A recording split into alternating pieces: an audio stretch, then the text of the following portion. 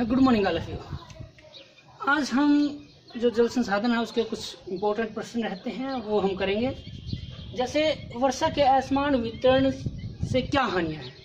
जो इंडिया में रेनफॉल का अनइवन डिस्ट्रीब्यूशन है, असमान वितरण है, उससे क्या क्या हानियां भारत के किसानों को सहनी पड़ती हैं, भारत के लोगों को होती हैं। जैसे बाढ़ और अकाल, क्योंकि मानसून की प्रवृत्ति जो है वो अनिश्चित है और अनियमित है।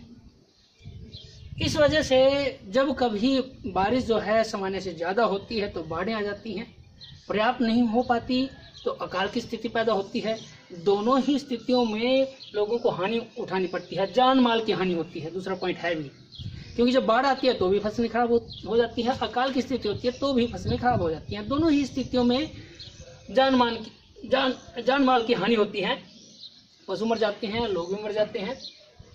तीसरा फसलों को हानि, चाहे बाढ़ आए तो भी फसलें बर्बाद, अकाल पड़े तो भी फसलें सूख जाती हैं, सिंचाई की आवश्यकता पड़ती है, उस स्थिति में फसलों को हानि पहुंचती है। दोनों ही स्थितियों में कमजोर पशु संपदा, जब भी कभी बाढ़ आती है तो बाढ़ का पानी फसलों को भी खराब कर देता है और जो जल अपना था, जो इकट्ठा करके रखा हुआ था, वो उसको भी वो खराब कर देता है। तो इससे पशु जो हैं उनको पर्याप्त मात्रा में चारा नहीं मिल पाता है। ऐसी स्थिति में बाढ़ और अकाल दोनों की स्थितियों में ही तो पशु जो हैं भारत के वो निर्बल रह जाते हैं। पांचवा है भूमि कटाव। जब अत्यधिक बारिश होती है, क्योंकि वर्षा के मानसून सीजन के 4 महीने हैं, जून जुलाई अगस्त सितंबर, इन महीनों में जब बारिश बहुत ज़्यादा हो जाती है तो बाढ़ें आती हैं, बाढ़ से मृदा अपरदन होता है, भूमि का कटाव होता है। ये सारी हानियाँ हैं वर्षा के असमान वितरण की। जहाँ पर बाढ़ें आती हैं वहाँ पर भूमि कटाव होता है, जहाँ वर्षा पर्याप्त मात्रा में नहीं होती वहाँ अकाल की स्थिति सहनी पड़ती है।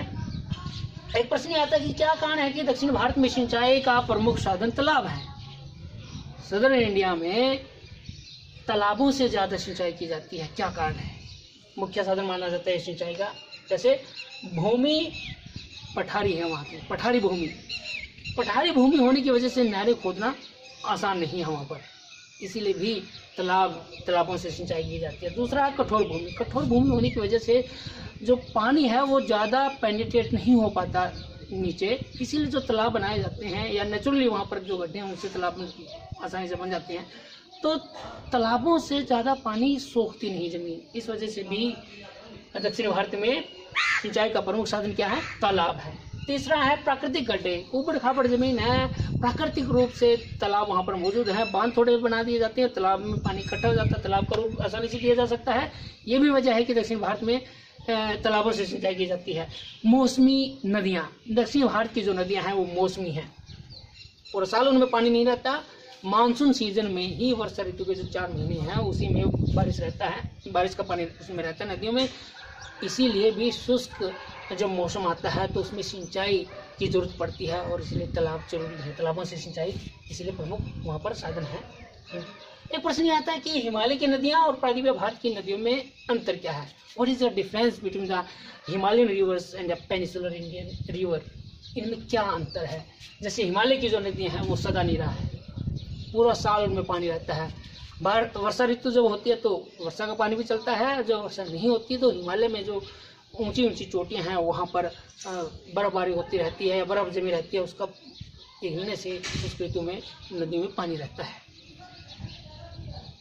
प्रायद्वीपीय भारत की नदियाँ सदा नीरा नहीं है, वो केवल मानसून के सीजन में ही चलती हैं, इसीलिए वो शुष्क ऋतु में सूख जाती हैं। जबकि हिमालय की जो नदियाँ वो सदा नीरा है, वो किसी भी मौसम में नहीं सूखती, सदा उनमें पानी रहता है, पूरा वर्ष पानी भरा रहता है उनमें।